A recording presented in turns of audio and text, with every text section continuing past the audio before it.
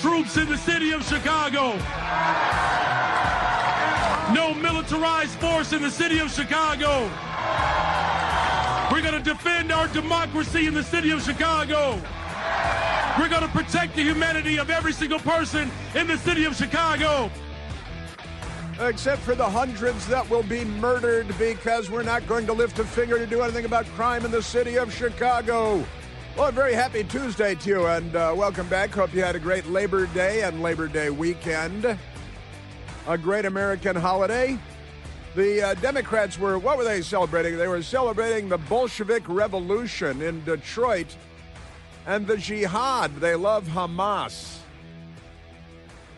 They had Rashida Tlaib, right? She doesn't like America. A bunch of other crazy, radical, extremist, perfectly mainstream Democrats railing against America, undermining the American military, Not on our side. They are not on our side, not even close. And did you see Ilhan Omar? Ilhan Omar, she's just damn lucky that there aren't black scorpions crawling over her sun-bleached bones with desert sand blowing across her sun-bleached bones. But she turns out she's got a husband now, not her brother this time, but someone else. She's got a husband, and it turns out that they not only are they worth $30 million, the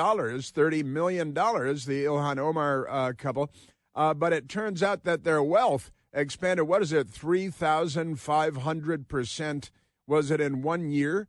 They're doing very, very well. Capitalism in America have been very, very good to them, but she at least, certainly, I don't know him, here to destroy the world, here to destroy it all. That's your Democrat Party. But I do hope you had a great 3-day weekend. I had a 3-day weekend, and my best girl and I, we were out and about. And yesterday we went down to Union Station and the U.S. Capitol and was the Postal Museum. They have a museum to the post office there. It's got a little Benjamin Franklin stuff going on.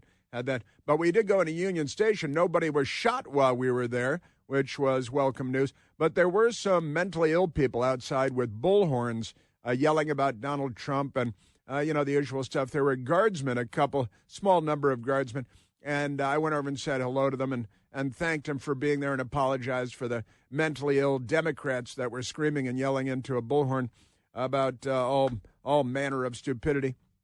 But we've got that going. We opened there with Let's Go Brandon Johnson from Chicago, Illinois. He's the mayor.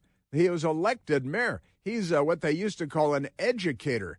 I don't know, we might have a new name for that now, a different word for that now.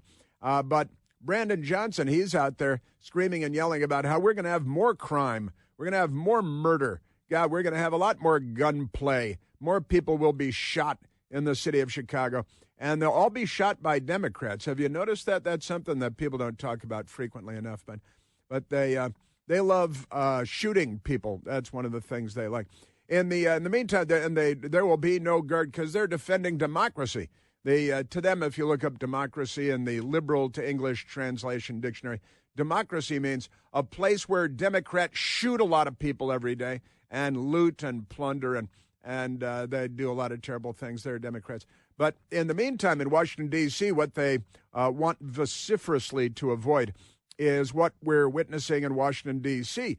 And the Washington, D.C. Police Union, they put out, they're not the ones cooking the numbers on the crimes.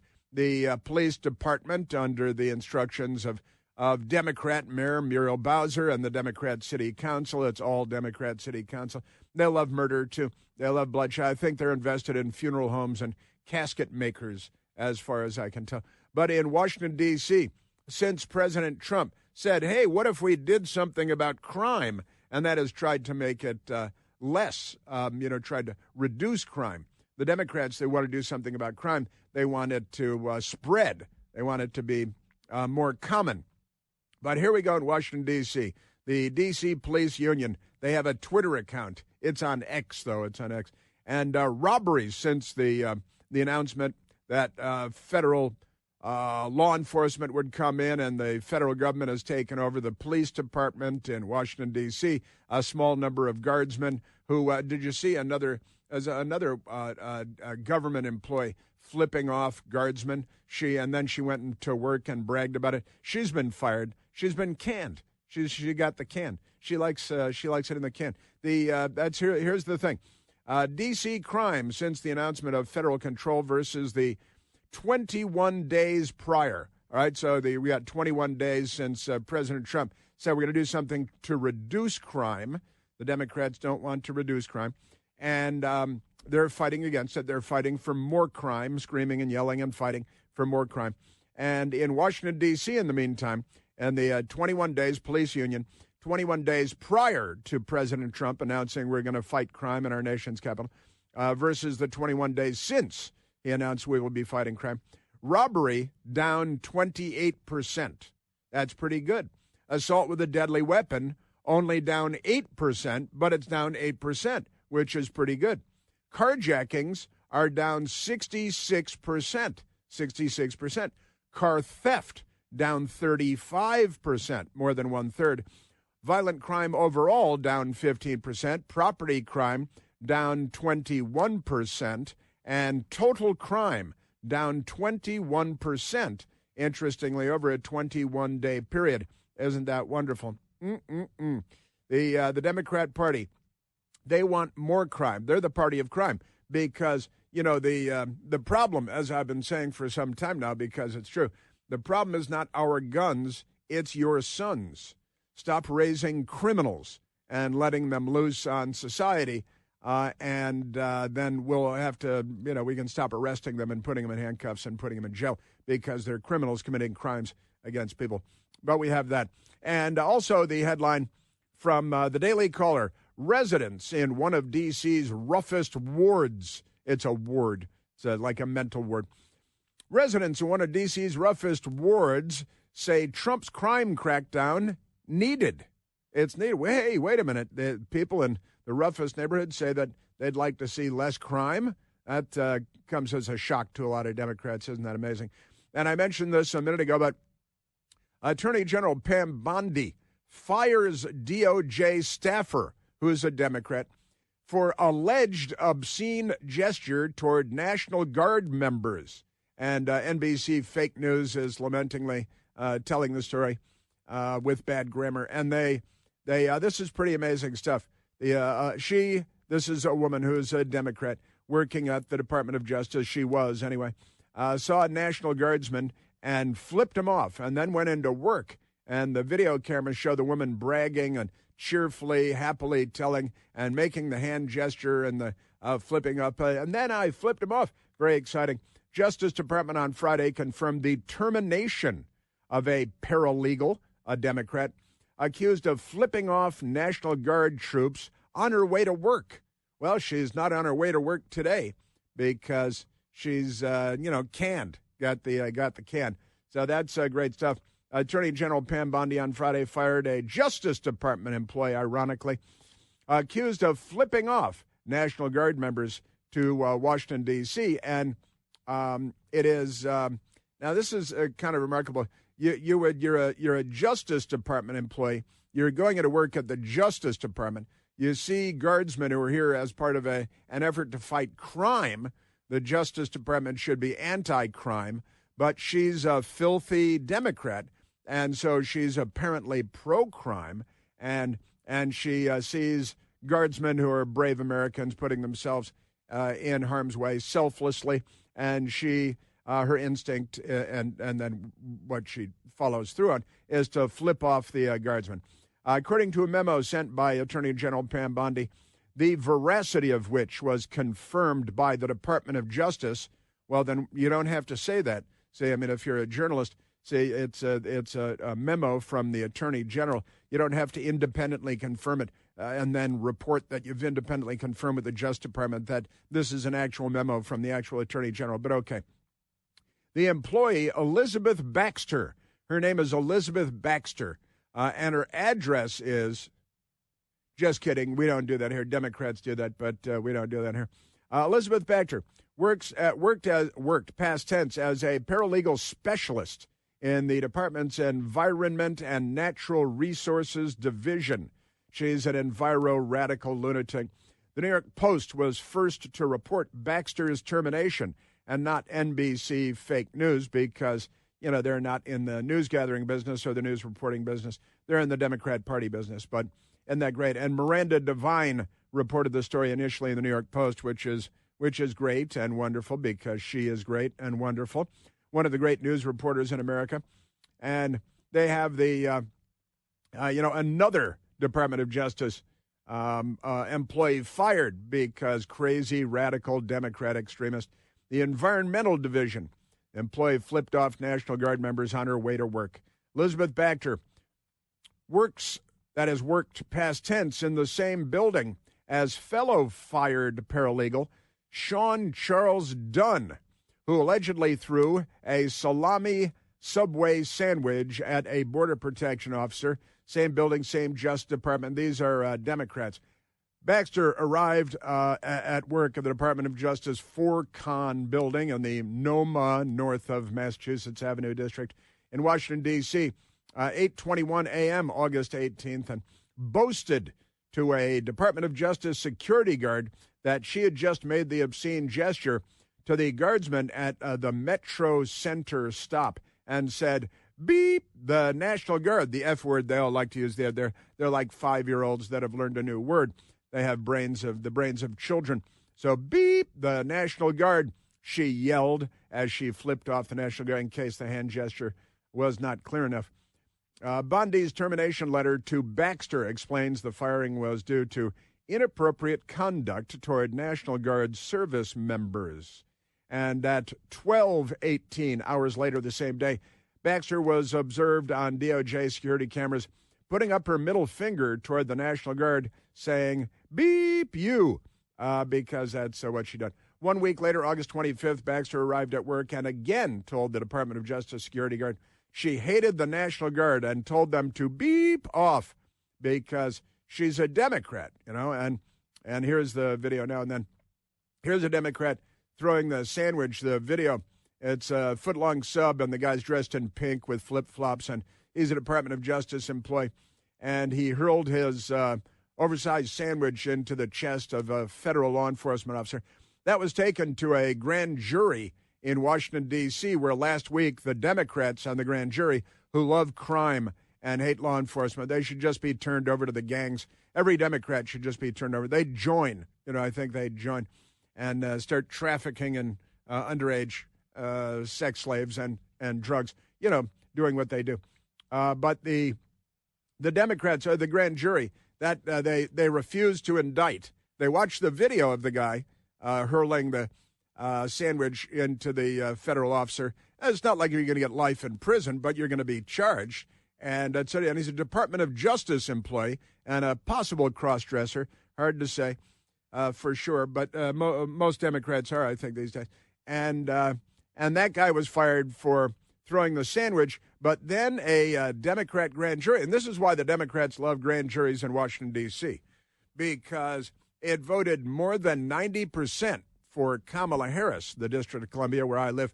And then when you have a grand jury of all Democrat voters, they wouldn't indict Lee Harvey Oswald if he admitted to shooting Kennedy in the head. Isn't that amazing? So this is the Democrat Party. This is what they do. More firings, more Democrat Party behavior.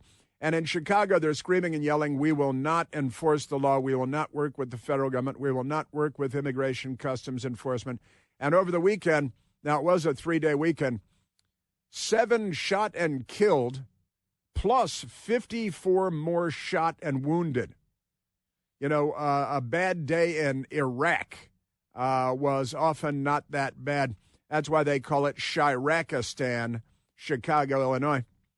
Shirakistan, 54 shot in addition to the 7 shot and killed. Bloodbath weekend.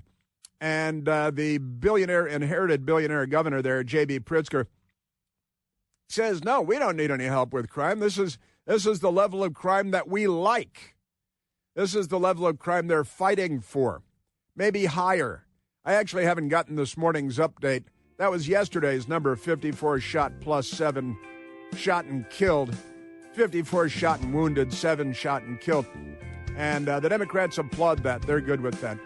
Also, the Democrats started a rumor over the Labor Day weekend that President Trump had died. See this? They started a big internet rumor that Trump had died because he went for about 12 hours without holding a press conference. So the Democrats started a rumor, an internet rumor, that he had died. We're going to take the internet away from them as a result. We are at 888-630-9625.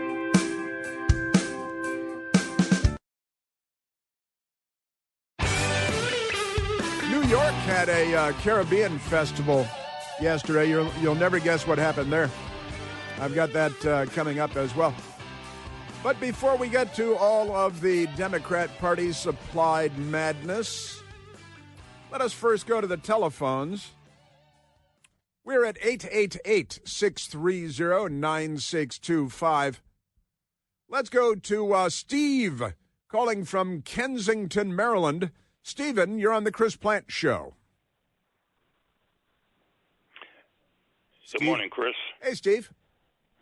You're talking about the D.C. National Guard all this morning.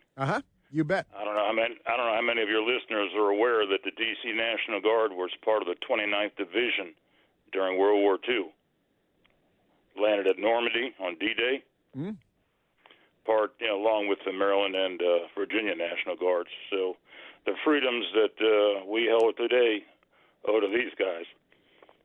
29th in Virginia, there is a highway dedicated to the 29th Infantry Division in the World War II activity. I've got to say, I'm going to confess right here, Steve, I could not have told you that the D.C. National Guard was part of the 29th. I did not know that. They're going to need a new public affairs officer, I think, to make this stuff known. But I'm thankful that you called in with that because that's pretty good stuff. Now, and then we have the Guard out here, and we've got Democrats with bullhorns and Democrats throwing sandwiches at, that's a Department of Justice employee, Democrat, and then the Department of Justice Democrat lady flipping off, giving the hand signal to Guard members. And what's up with Democrats today, Steve? I don't think they would participate in World War II, at least not on our side. Well, Roosevelt was a Democrat. President Roosevelt was a Democrat in World War II. That's true, and Harry Truman. Well, they've changed a lot since then, haven't they? True. Yeah. True enough. Yeah, they're not what they used to be. Yes, my dear departed mother was a lifelong Democrat. The Democrat Party would be unrecognizable, as Robert F. Kennedy Jr. said. His father and his uncle would find today's Democrat Party unrecognizable, and it is. And boy, I tell you, Steve, we've got a bunch of Democrats saying crazy stuff coming up today.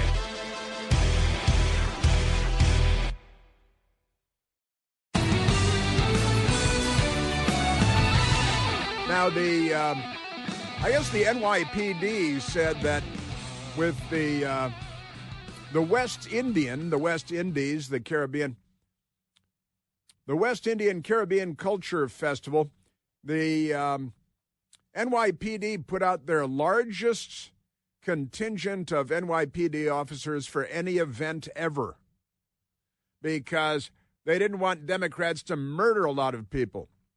Well, mixed results, I think it'd be fair to say. But I love this, the contrast. This is our news media, the most corrupt institution in America. Here's the Associated Press headline of the event. NYC's, at New York City's, West Indian Parade celebrates Caribbean culture with music, merriment, and mayoral candidates. It's a lot of alliteration from anxious anchors, I think. Because they've got lots of M's with the Caribbean culture with music, merriment, and mayoral candidates.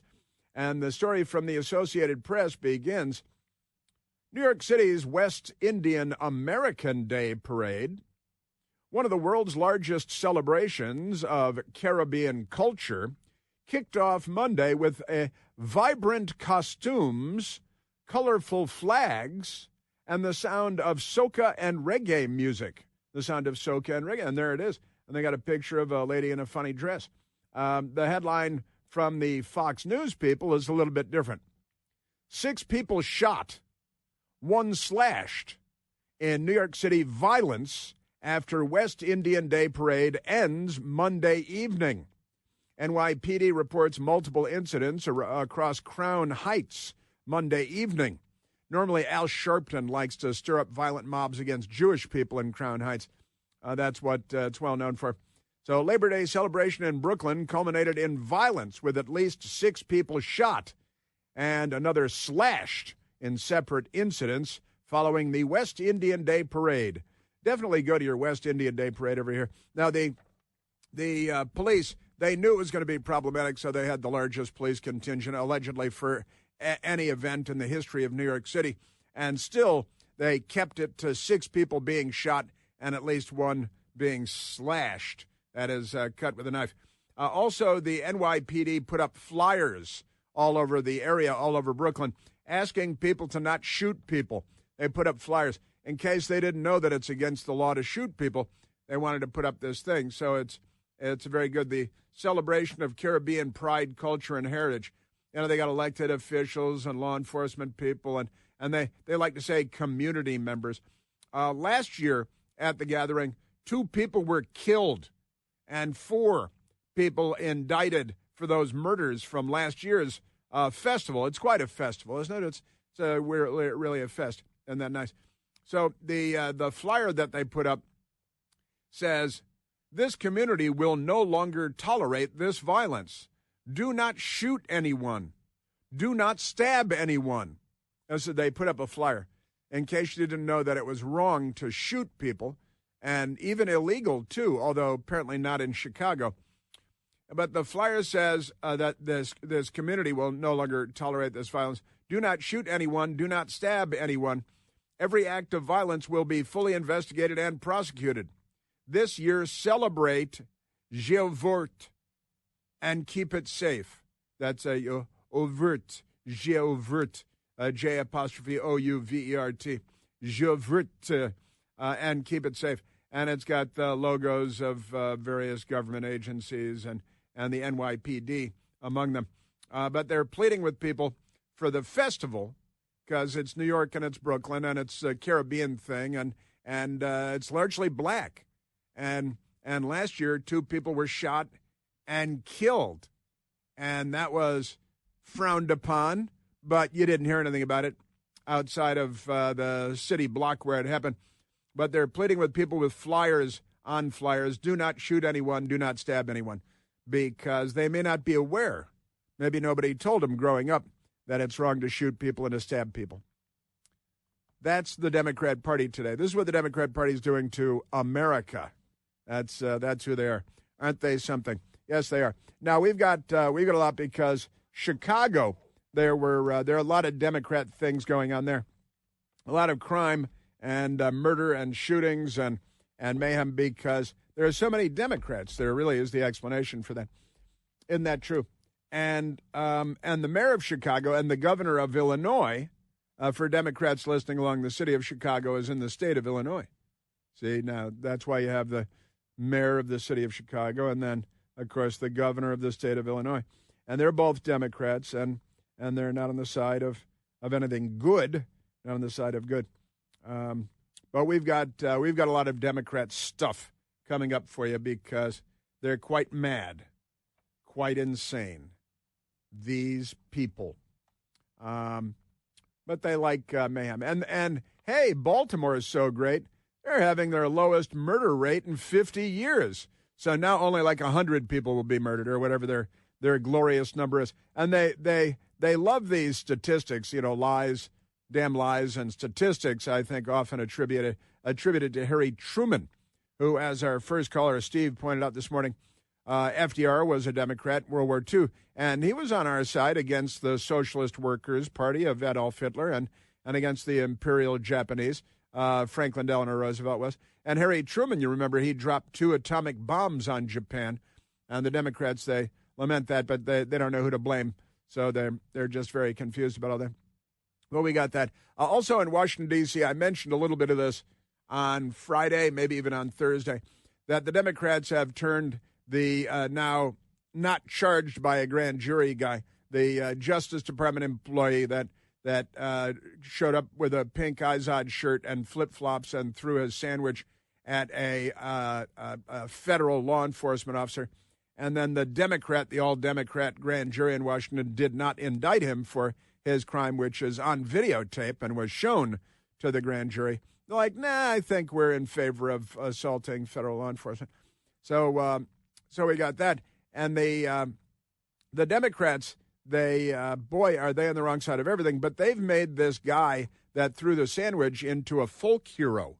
He was fired by the Justice Department from his job at ironically, the Justice Department, since he's a criminal and anti-law enforcement and violently assaulted a federal law enforcement officer. And then Democrats, the grand jury in Washington, opted to not indict him because they're pro-crime and they're pro-criminal.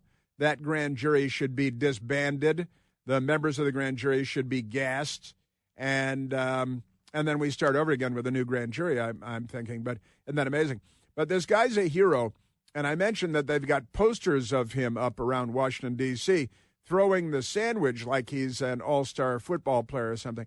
And now they've added to that, the Democrats, inciting more violence with pictures of Pete Hegseth, the Secretary of the entire Department of Defense, and White House guy, Trump White House guy, Stephen Miller.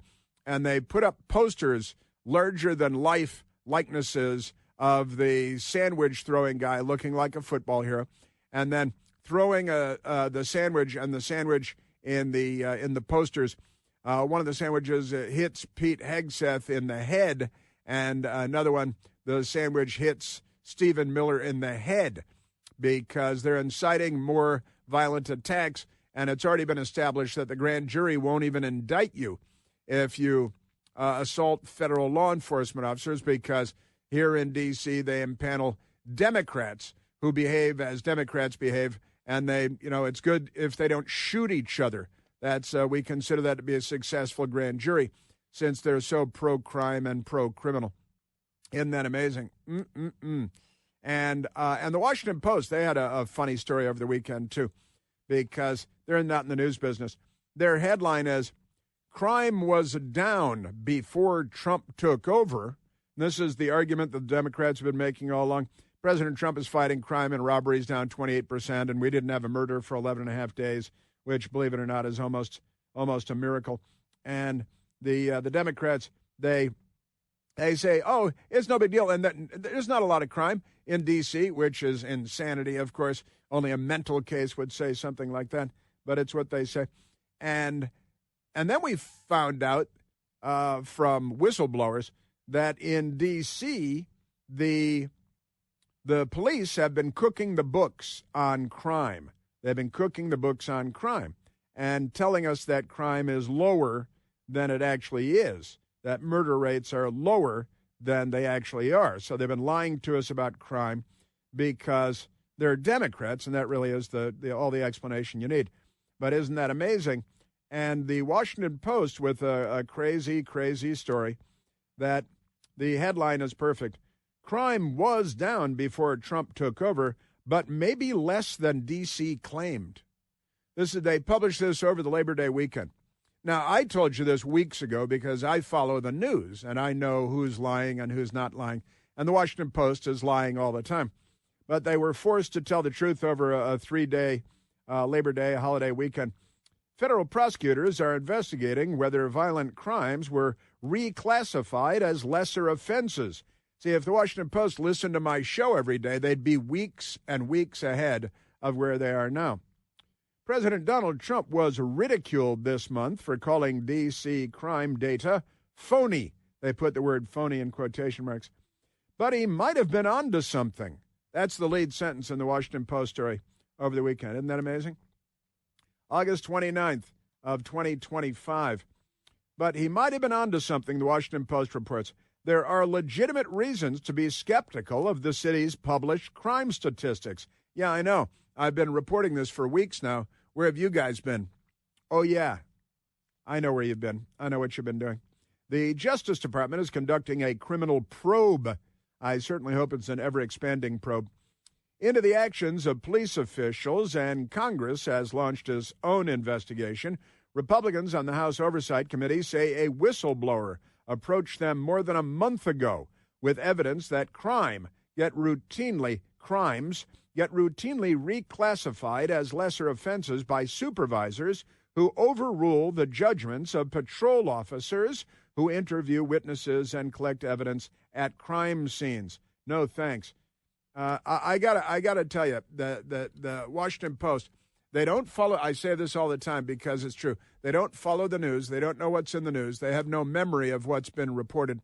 They're not good at this. They're really just not good at this. Jeff Asher, a data analyst who focuses on crime, uncovered a growing divergence between numbers the Metropolitan Police Department publishes on its website and what it reports to the FBI. In 2024, that gap widened abruptly. Wait a minute, just in 2024, isn't that fascinating? A presidential election year, and suddenly the Metropolitan Police Department in our nation's capital is dummying up the numbers, phonying up the numbers. While the FBI data showed a 9% drop in violent crime, the Metropolitan Police Department claimed a 35% decline in crime. The chairman of D.C.'s police union, Greg Pemberton, who is a truth teller and a good guy, all-around good, I don't know him personally, but all-around good guy, calls it preposterous for the brass to claim a 35% decline. We're out on the streets, he says. We know the calls we're responding to. Asher, the statistics guy, stresses that innocent data anomalies are common. Yeah, they're innocent data anomalies. They might be common, but so is lying when you're dealing with a bunch of lying sacks of Jawea. You know what I'm talking about there. He believes that violent crime has fallen significantly in Washington, but probably not as much as the numbers on the D.C. police website suggest. Perhaps, he says, now he's going to defend the liars here. Perhaps, he says, this is because the department's reporting looks at the number of crime incidents, while the FBI looks at the number of victims. Oh, it's so complicated, isn't it? It's much too complicated for me. And amazing, a district-level D.C. police commander has been on paid administrative leave since May. That's when I started reporting the story, and the Washington Post didn't. After being accused of making inappropriate adjustments to crime data. He denies wrongdoing. That's because he says his ranking officers, his superiors, ordered him to dummy up the numbers. He denies wrongdoing. Mayor Muriel E. Bowser, a Democrat, has said that she believes it was an isolated incident. It's not one incident, and the Washington Post shouldn't pretend that it is. That does not implicate many cases. Sure, D.C.'s Chief of Police Pamela A. Smith, a DEI hire up the yin-yang, said this week the city has been and will continue to cooperate with federal investigations. See, the Washington Post, even when they're trying to report the story, they're not reporting the story. Aren't they amazing? So they're trying to get on the record as doing it right and doing it properly, journalism, that is, and they even fail at that, playing catch-up. Listen to my show, you'll know what's going on. Read the Washington Post, and you'll never know what's going on. All right, I haven't caught you up on New York yet and the Caribbean Festival, and then Chicago. We've got a lot to get to in Chicago as well. Also, Congress is back in session today after recess, coming back this afternoon, first the House and then the Senate. And the news media thinks that, oh, no, there's another government shutdown looming. I love a good government shutdown. And apparently J.D. Vance and his motorcade, his security detail, played a dirty trick on protesters who wanted to attack the motorcade. And the news media is with the mob attacking them. Isn't that amazing? Wah, wah, wah. And the Democrats gathered in Detroit as well. The things that they said there will leave you slack-jawed. Wait till you hear them there. We're at 888-630-9625.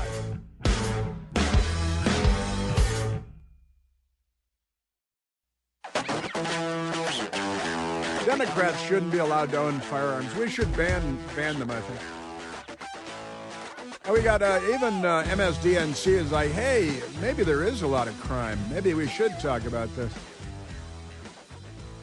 What do we have in Chicago? So far this year, there have been 293 murders. 293, and they're like, well, that's a pretty good number. Hey, it was worse last year, so they think that's pretty good. Let's go to the telephones, Michael. Let's go to Jim, calling from Naperville, Illinois. Jimmy, you're on the Chris Plante Show. Hey, Chris. Hope you all had a great weekend. You bet. Hey, listen. Uh-huh. Well, isn't making a false statements to the FBI, especially in the form of statistics, isn't that a felonious activity? Isn't that a felony? I mean, it would be for any one of us that would make false statements to the government. So you're right. It is illegal to provide false information to the FBI when they're doing their job, the FBI. And your question is, if the District of Columbia is feeding falsified crime data to the FBI, isn't what the District of Columbia is doing illegal? That's your question, right? Yes, it's kind of what would you say, rhetorical. I like it. No. Well, right. Not necessarily, though. I don't know who you'd charge with a crime, but it's true that providing false information to the FBI, we learned this when the Democrats weaponized the FBI against General Michael Flynn and against all their political enemies in the Department of Justice, and then they mobilized the intelligence community to lie to the American people and run an information operation against us all about Hunter Biden's laptop and corrupt our presidential elections and things like that. But I've got to say, Jim, and I saw on the big board here making false statements to the FBI a felony, and I thought, I wonder what Jim's talking about, so I went to you to ask. And I like it. I should have thought of it myself, of course, but Jim, I like you raise a very interesting question. If the district government is providing false information to the FBI about crime, isn't that a crime in and of itself? I have to add one more crime. Thank you, Jim. Good point.